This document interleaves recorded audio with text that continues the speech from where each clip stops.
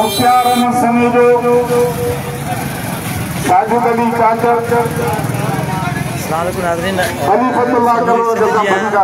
Sindh employees जे सॾ ते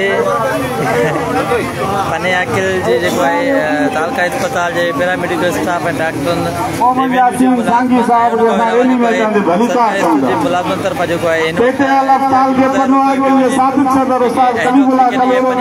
high school में मौजूदु आहे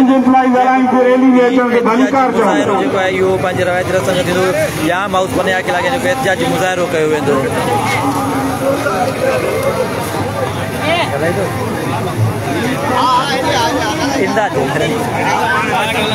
सरे ॿुधाइजो जो एहतिजाजी मुज़ाहिरो आहे इहो जो छा तरीक़ो आहे ऐं काॾे वेंदो कहिड़े हिसाब सां कहिड़े छा मुतालबा आहिनि तव्हांजा? हाई स्कूल पनवाकिल में सिंध जा मिड़ई जेके बि खाता आहिनि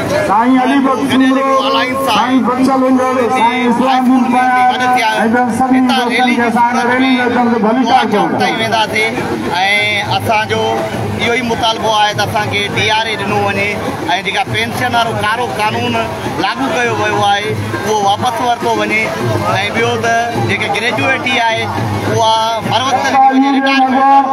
इहो ई इन मुज़ाहिरे में एजुकेशन आहे, पैरामेडिकल आहे, रेवेन्यू आहे, जेके बि खाता आहिनि मतिलबु मिड़ई खाता सिंध हुकूमत जा उहे हिन रैली में शरीक आहिनि।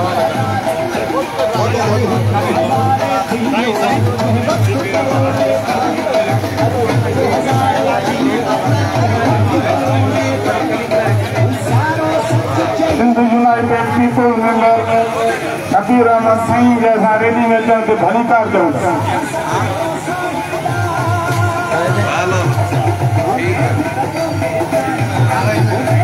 सर ही जेको अॼोको तव्हांजो एहतिजाजी मुज़ाहिरो कयो पियो इन जे बारे में तव्हां छा चओ?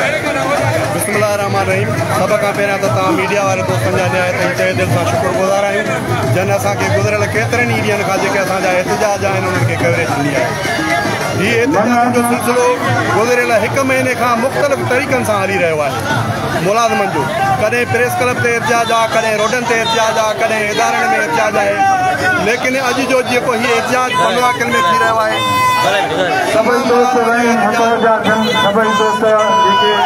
इन में हल्के पनवाकिल जे तमामु डिपार्टमेंट जा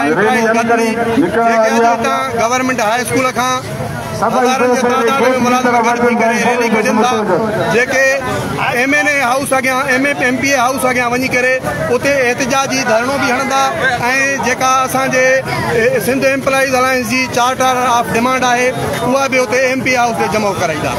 ऐं तव्हां ॾिसी रहिया आहियो त हीअ हज़ारनि जे तादाद में जेके मुलाज़िम सरापा एहतिजाज आहिनि, लेकिन सिंध हुकूमत खे कन ते का जूं बि न तुरी आहे। हिननि मुलाज़िमनि जा जाइज़ मुतालबा आहिनि। असां सिंध हुकूमत खे इहो वाज़िब ॿुधाइण था चाहियूं त जेकॾहिं असांजा जाइज़ मुतालबा मंज़ूर न कया विया त 6 तारीख़ ते जेको कराची में बिलावल हाउस अॻियां धरणो लॻंदो इंशाअल्लाह ताला उते लखनि जे तादाद में मुलाज़िम हूंदा। महिरबानी।